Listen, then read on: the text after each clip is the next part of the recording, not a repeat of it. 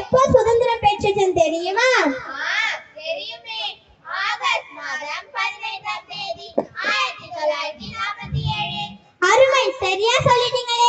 சரி, நம்ம இந்தியா சுதந்திரத்துக்கு அப்புறம் எப்படி இருந்துச்சுன்னு தெரியுமா? மக்கள் எல்லாம் மகிழ்ச்சியாக இருந்திருப்பாங்களே.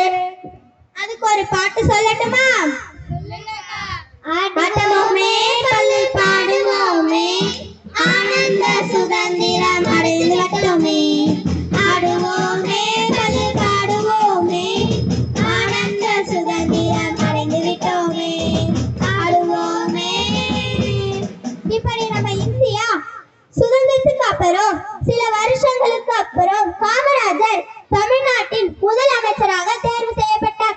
1956ஆம் ஆண்டு நம்ம காமராஜர் முதலமைச்சராக தேர்வு செய்யப்பட்டார். சரி, நம்ம காமராஜர் முதலமைச்சர் ஆனதும் நம்ம இந்தியா எப்படி இருந்துச்சுன்னு தெரியுமா? ஒத்தையடி பாதையுள்ள ஊருக்கெல்லாம் ஊர்திகளில் சென்று வர வசதி செய்தார்.